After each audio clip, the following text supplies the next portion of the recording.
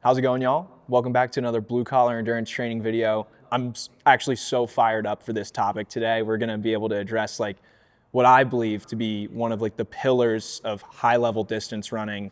We're doing it here at Kinesis Integrated here in Boulder, and I'm here with Chris Lee. He's got 20 years of experience in this realm, with strength training, injury prevention, just topics that a lot of distance runners out there don't really understand at a deep level. And the resources that people do have in this space, usually they're focused towards other sports. And so this is very endurance specific, and I'm just so excited to give this value and also do it in a place where our athletes were able to lift for 6 weeks in the summer. So Totally. yeah. So I'll get right into it. I'm just so fired up for this. Chris, you've worked with athletes like Elise Cranny, Drew Hunter, Morgan Pearson, just athletes that are some of the best in the United States, some of the best American distance runners ever, right? Totally. When it comes to the foundational elements of how those athletes train and the philosophy that you've developed over the course of 20 years of coaching, right?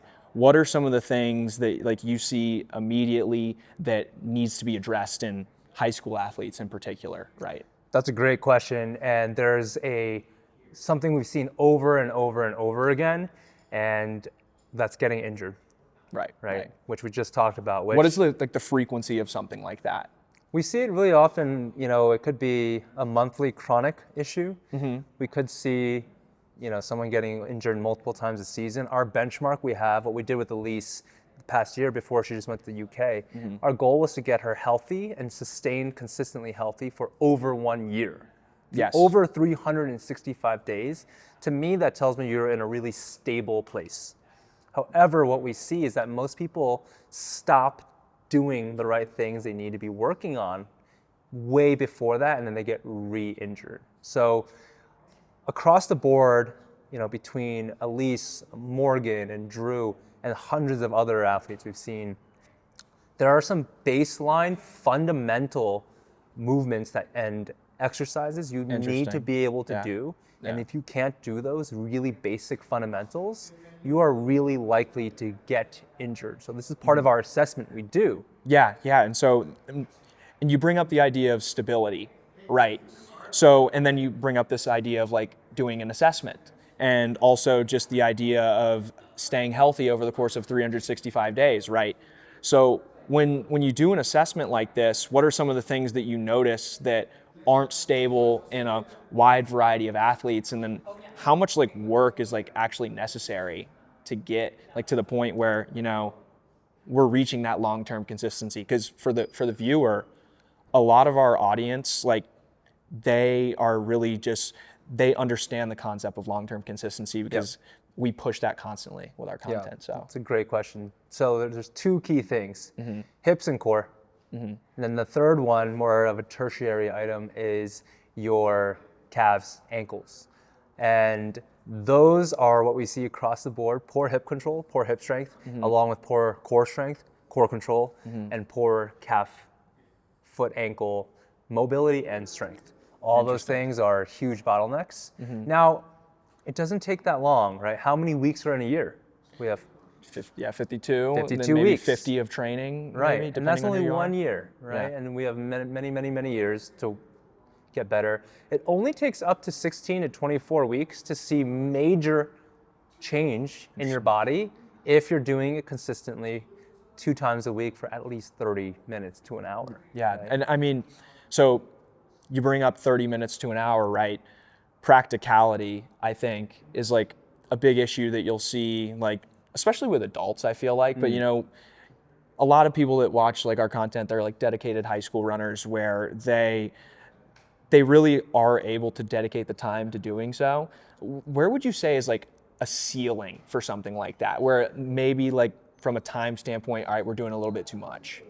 If you're doing 3 times a week, and if you're going over an hour on your lifts, there's no need to do that. You can, but you need to remember you're not a strength athlete, you're not a football player. Right. So if you're doing 3 sessions a week, we reserve that for people that come in and we work with and they have a major strength deficit. Basically, they're so weak, and that's the reason why they're getting injured. We see this usually with older athletes. Sometimes younger athletes need to learn how to move their body, but 2 times a week, 40 minutes is plenty. If you can get that done, that moves mountains. I mean, because when it comes to like athletes, especially like when people are going through like puberty and growing and stuff, like sometimes you'll get a little bit of a loss of limb control, right? Or you'll lose some coordination. You'll kind of have to learn to move again in like your new body. I don't know if that's the correct way to say it, Totally. right? Yeah, it's like driving a rental car for the first time. You guys probably haven't driven a rental car if you're in high school, but when you drive a different car or you ride a different bicycle, it handles differently. So your body's the same. You need to learn how to actually handle it better. And to your point, especially if you're in high school, you can do too much because we have hormones. Adult hormones are very different from those going through puberty and adolescence. Interesting. And so if you do too much in the weight room, for example, or in any type of training, the implications are much more intense on you if you're younger than someone who's an adult, older population. That's a different story, and we won't touch upon that. Interesting. So that would kind of go back to a little bit where you're talking about like some instability, right? Totally. Yeah. Okay. I got you. And so I want to reframe now because I think this is the really like practical, like value heavy piece that a lot of like people can take away from. When it comes to like that core piece and the hips, right? And you see like a lot of time, like that is a big reason why people get hurt. Can you touch on how that might relate to something like track versus cross country, or even the roads? Yeah, so there's so much impact coming up from the ground, and your pelvis and your core, your hips and your core, they are your main stabilizer across the core, the center of your body. And if those things aren't stable, everything else is going to get thrown off, right? So everything down the chain, your lower legs, and up the chain, your torso and arms, are then going to be impacted as well. So we'll use the analogy of a merry-go-round. Yeah. Right? So we have a merry-go-round, everything is great, it's going in a circle. But if your pillar in the center of that merry-go-round is unstable, the nuts and bolts are loose. When it's like rotating. When it's rotating, the whole thing's going to shake, right? Things are going to fall and things are going to break, right? So that's what we think of when we think of that core. Everything has to be centralized around that. Then we can talk about everything else down the chain. Okay. And so now like moving down the chain, right? Because we do have to address like everything. Where in a season do you feel like is the best place to implement, and I'm speaking from like a timeline standpoint, right? Yeah.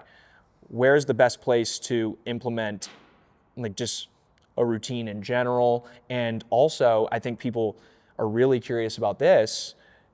When you start to get into the races and the championship seasons, I think a lot of athletes make the mistake of thinking, okay, I need to cut this out now.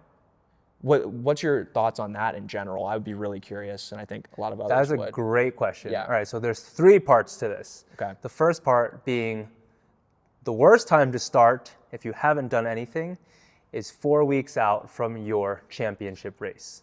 Okay. There's no adaptation that's going to really help you. You need to just prime for that championship race. So that's number 1. Number 2 is the best time to start is, of course, always in your off season, which means after your season ends, maybe you take a week off, right? And then you start integrating some new things. So that is the best time to start, but also the best time to start is tomorrow if you haven't been doing it, right? Yeah, tomorrow. Get in, Just get it start, done. Start like building towards that 16 to 24 exactly. weeks. Yeah. Unless you're 4 weeks out from your championship, and don't do that. Then the cake is baked at that point. Cake's baked. Yeah. Any more icing is just going to collapse the whole thing. Right. Cake. Yeah. So Gotcha. those are the 2 main ones we'll talk about is don't do it before the championship. The best time to do it is the off season or now. And to your point, the third part of this is about, well, what happens when we get into race season or championship season? Do I stop? A lot of people say, yeah. Would like, you, and you know, would I you think stop that's running? Yeah. Like it's a supplementary piece. So it makes sense to keep it in, but then maybe it's just the idea of like tapering is kind of confusing to young athletes, and yeah, so when it gets into that like last piece, like how do you handle that in terms of changing the load? So the whole idea of starting the off season is to build, like running, a base. And physiologically and neuromuscularly, your body will adapt to doing strength work. Yes. When you start initially in that first 6 weeks, you'll likely have some neuromuscular adaptations, and that's usually when you feel the most sore. But there's a great study released by Harvard where most of that is a neuromuscular soreness. Basically your brain saying, whoa, Paul, we went and did something new.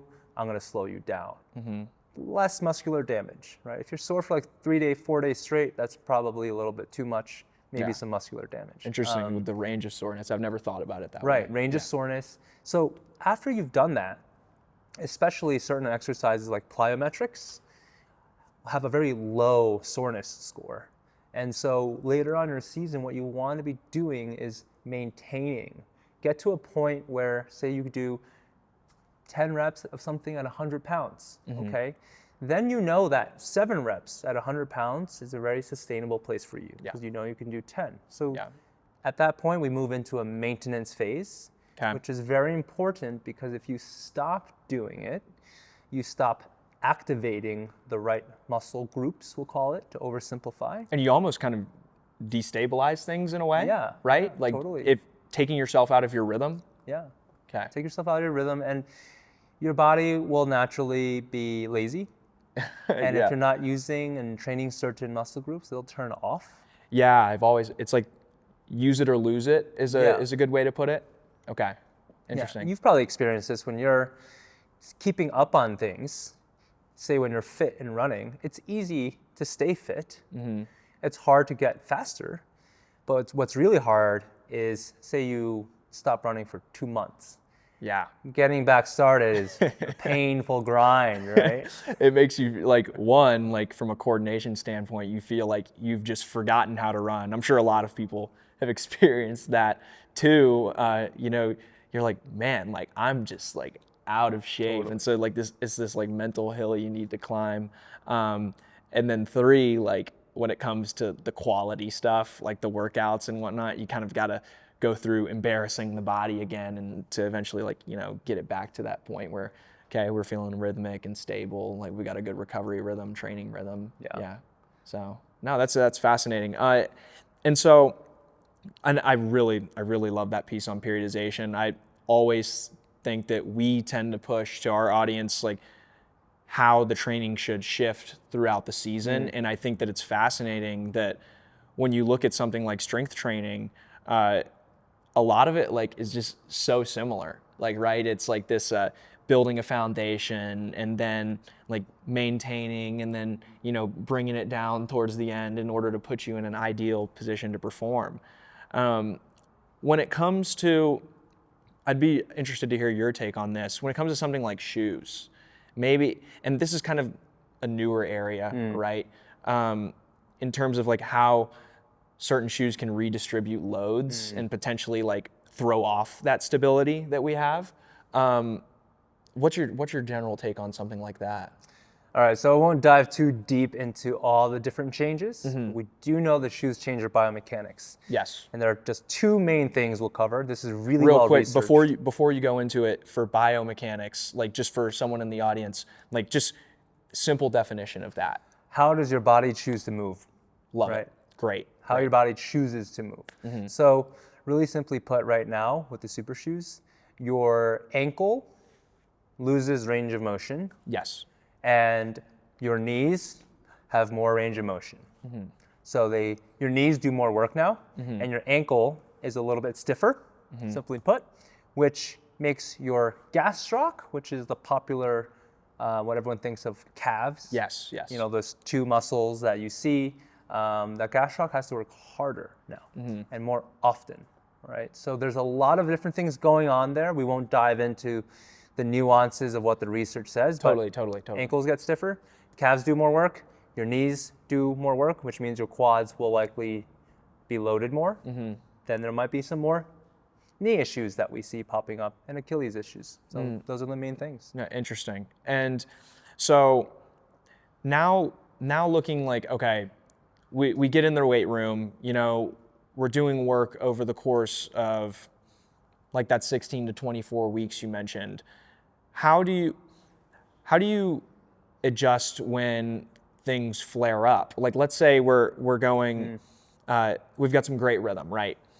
We're checking off the boxes every single week, but then something comes up and maybe it's like the running intensity and load or volume, or maybe it's like that we're doing too much in the weight room. Usually that's not like the case most of the time. I think most runners like don't overlift, but how do you adjust variables in the weight room? Because I think that we talk about adjusting variables in running workouts a lot of the time. How does that work like in the weight room? That's a great question, because the weight room has a lot of variables, right? Yes. 100%. You have 10 plus different exercises you're doing, all different weights. Simple rule of thumb, you're a runner, right? Or you're an endurance athlete. That's your main training. So better safe than sorry. Whatever you have planned for strength, cut out 1/3. Simple as that. 1/3 of the weight. Do 2/3 of it, but cut out a third of the weight, right? Yeah. A third of the reps, a third of everything. Live to fight another day. Yeah. Right? I love it.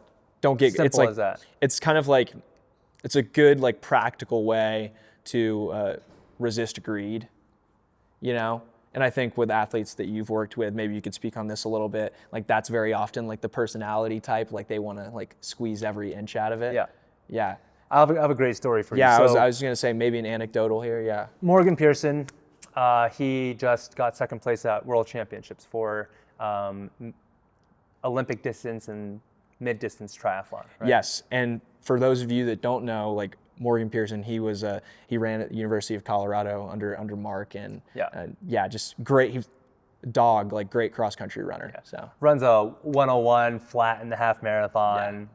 During triathlon training, but he's a freak. Yeah, unreal. So what we just worked on recently was making sure that we get his glutes stronger, so he can produce more power on the bike, right? And so he can run faster off the bike. Now, our goal was to get him stronger, and we did that at the end of the season. We did a review. He raced better. He got second. Yeah, of course, performance is there. Was pretty good. Yeah. Yeah.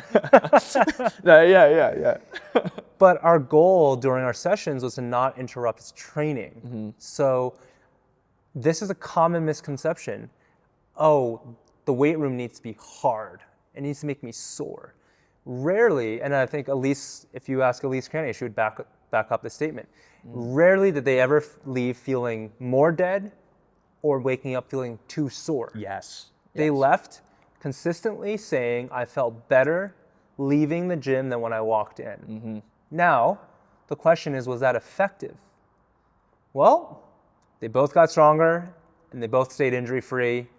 We have the metrics, and they both raced better, right? Long-term consistency. Again, it'll very often at the highest level, it's just who can outlast others, because like everyone's due for one every now and then, right? You could do everything right, and you're just like, odds like aren't in your favor. Totally. But it's just like the meticulous approach to that definitely like gave them that percent, right? Because it is a game of percent. It's like, totally. Yeah. I mean, to that point, yeah, right? Yeah.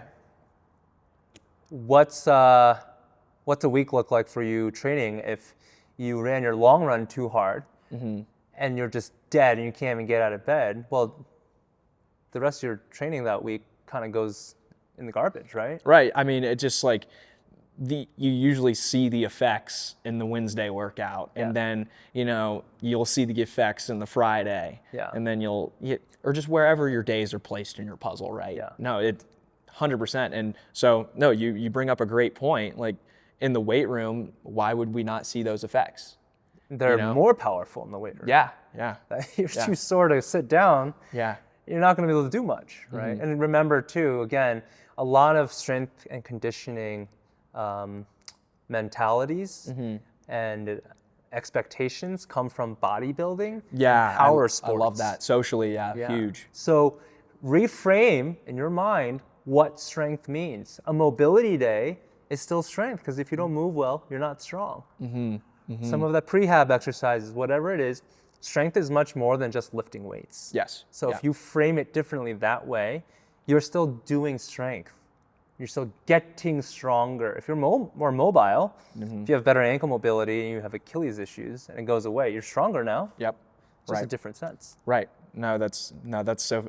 I have so many follow-up questions for something like this, but gosh, I guess when is a time as a coach, because really I just like the idea of like having training IQ in the weight room along with running.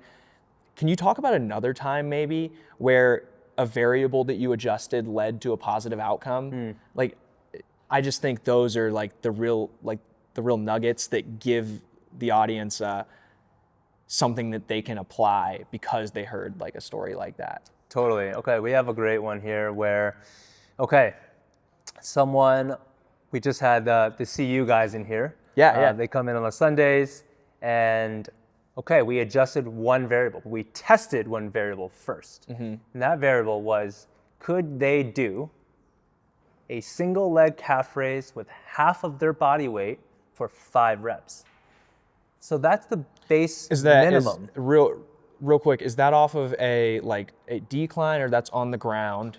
So on the ground. Okay, got it. And then with barbell or whatever. Got it. A decline is even better to keep the heel floated. But hypothetically, this is the minimum strength threshold you need to perform well and stay injury-free for a distance runner, not even a sprinter, a distance runner.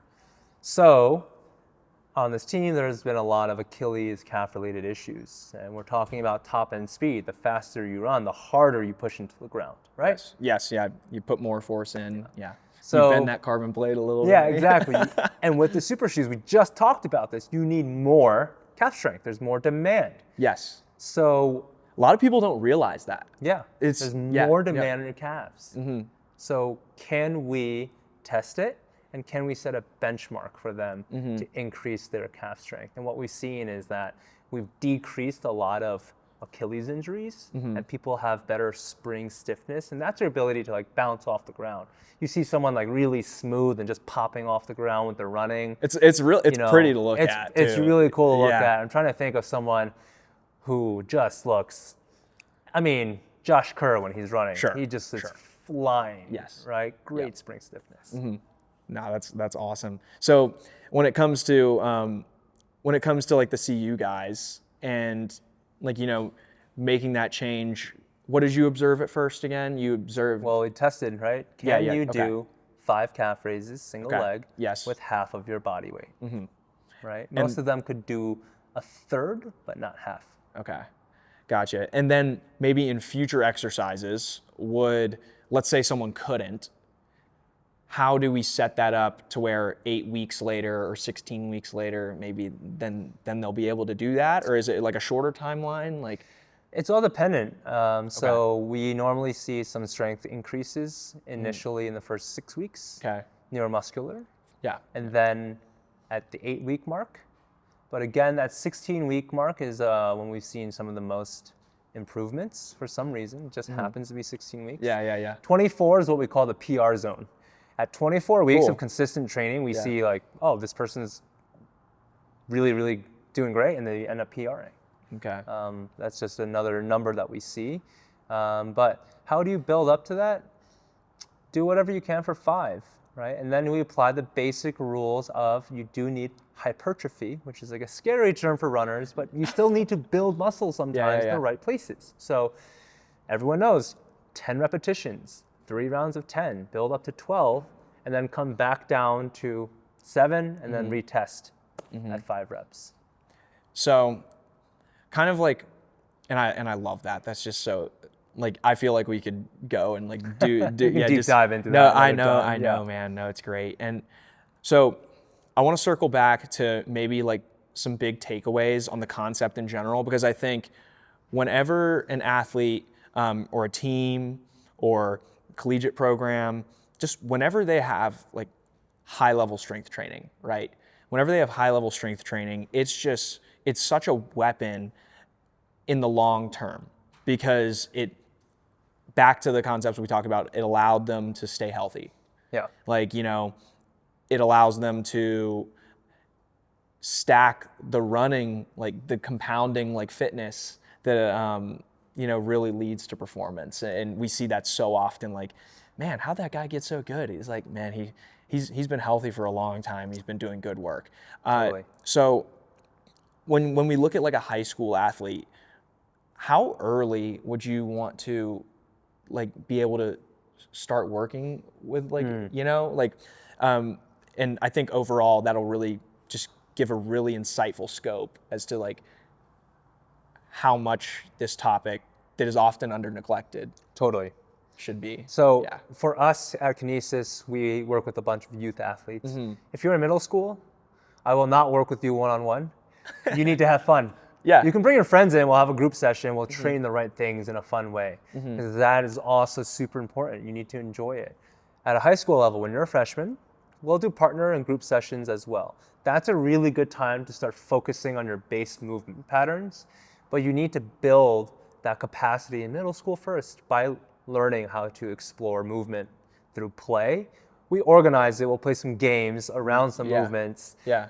Right? So from there, as a freshman in high school, that's the best time to start building up those skills, those movement patterns. So let's pause at freshman in high school. Let's zoom into freshman in college. Love that. One of our coaches, Skylar, is one of the strength coaches at CU. He has one major complaint, is that the freshman class comes in and they're not prepared with good movement skills. And he, as a strength coach of a large team, does not always have enough time to teach you those fundamentals. And he has to go and work with the whole team. Yeah. Right? So he's great at his job, but it's not his job to teach these basic movement skills. Right? So from a freshman, if you can master those, and our goal is to get kids, we have a couple athletes, one's going to USC for swimming, one is going, is already at a D1 school for lacrosse. We've had kids go to Stanford as well. Junior year, and you start peaking, quote unquote, in strength, then those kids take it and run with it. They become very successful. Yeah. Right. So building up that over time, learning that movement skill from a freshman level, is the best time to do it. Yeah. And little piece of information for you guys, like Chris actually, his program really supports our high school athletes. And I mean, literally, we're filming this in January. As of yesterday, we had a high school athlete run 4:13, right, for the full mile. And we have like a lot of kids that are geared, like honestly, right now, without like much specific work, to go low 9s, and hopefully we'll see some like mid to low 840s. That would be really cool. But what he does is extremely impactful, and I don't think that there's enough coaches out there, especially at the high school level, that like recognize like strength training is a weapon, and so that's why like we make it a pillar, because yeah, man, you hear it a lot of the time. Health is wealth, the long-term consistency. Sometimes I say it so much that I feel like people like turn off their listening whenever they hear me say it. But seriously, like if you're ever interested in turning your strength training program into something that has ideals like this, we would love to work with you. Honestly, the whole reason that we're even able to sit down and have this conversation right now is because like a lot of athletes, they trust us with just their talents, and we, as a result, we trust guys like Chris to be able to give our athletes that experience and that long-term focus through Kinesis Integrated. So I appreciate what you do, man. The last thing I'll leave everyone with is for all athletes. We'll use a car analogy, and say you have the best engine in the world, you're Ferrari. Guess what? You can have the strongest, best engine in the world, and you have no wheels, no suspension, and no frame to your car, you don't have a car. And your car is not going anywhere, even though you have the best engine in the world.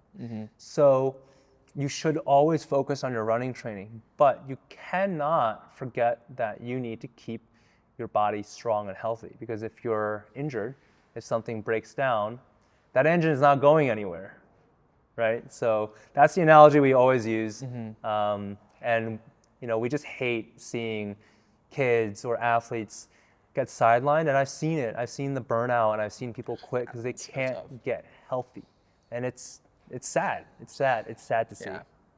Yeah. No, I would just also add, like, and kind of just a closing point, I really appreciate y'all watching, because like this is just something we're truly passionate about. Like I don't know. Yeah. But whenever you like pour so much into the sport, like mentally, emotionally, physically, like, you do everything right, it's great to get that payday. Like it's great to like experience the feeling of just being the best that you've ever been. And it's also great, when you have great minds in your corner that truly want to see you succeed. And so, I couldn't like appreciate Chris enough for what he does for all of our athletes at BCUT. Likewise, man. That's why we become coaches, right? We're here to help people. That's it. Totally. Simple as that. Totally. Appreciate y'all watching.